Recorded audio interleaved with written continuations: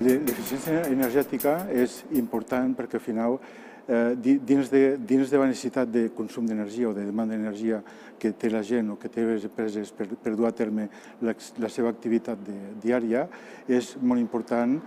usar el mínim o just l'energia necessària per desenvolupar aquestes activitats, perquè si no fem això té un impacte, i evidentment amb energies fòssils encara més, però té un impacte sobre el canvi climàtic i sobre emissions de CO2. Les persones poden actuar molt en eficiència energètica, primer adaptant la seva necessitat i adaptant